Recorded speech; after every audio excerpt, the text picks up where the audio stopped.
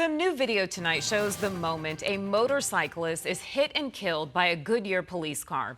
For 2 months, the family of Jacob Vela has questioned whether the emergency lights were activated before their loved one collided with a patrol car in the middle of the intersection. 12 News journalist Sean Rice exclusively obtained this new footage and a report outlining the investigation. All right, what'd you find, Sean? Yeah, Troy and Kribe, this all happened last year on October 22nd. It was at the intersection of Estrella Parkway and Fillmore Street in Goodyear. Jacob Vela was riding his motorcycle into the intersection with a green light when he collided with a Goodyear patrol car driven by Goodyear police officer Scott Preston. He was killed in that crash.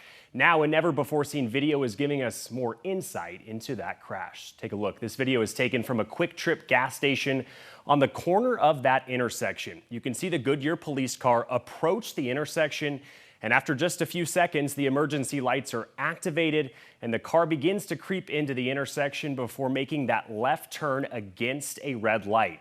Police department in Goodyear says they were responding to an assault in progress call. The patrol car collides with Vela on his motorcycle, sending the bike flying. While Vela, he sustained fatal injuries after he was run over by that patrol car. Now, the Maricopa County Sheriff's Office investigated the collision.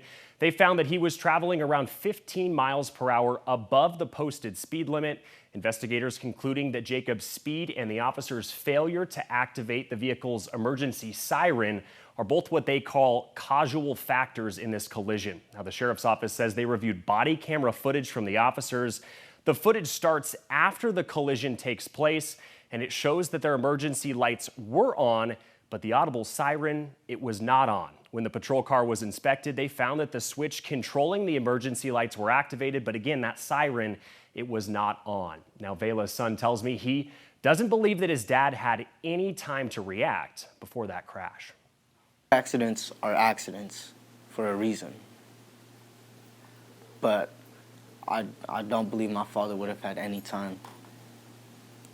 And just going off the video and seeing his speed and how fast the car came, I don't believe so.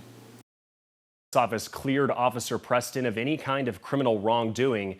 Their report states that he wasn't driving recklessly and that he did turn on his emergency lights and they say, quote, possibly his siren before entering that intersection. Now, the Vela family has hired a civil attorney and they plan to complete their own investigation into this crash. They are also expected to file an intent to sue the city of Gilbert. That's expected in April.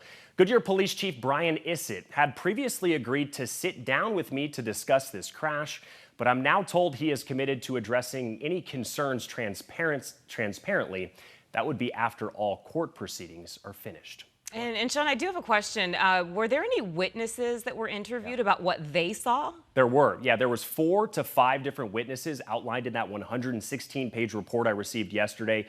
All had differing views and recollections of what exactly happened. Some people say they didn't see lights on, some people said they did, and others said they heard a siren, others said they didn't hear anything at all. And so it really made it complicated for the Sheriff's Office to definitively say if that siren was on, and because of that, they had to clear the office. Are they required to have a siren on before they enter an intersection? Because I believe I've seen multiple police officers during my time just driving, not necessarily with a siren. Yeah.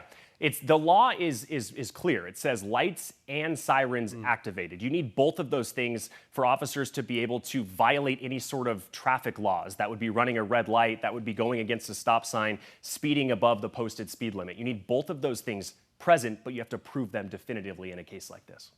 All right, Sean, very interesting. Thank you so much.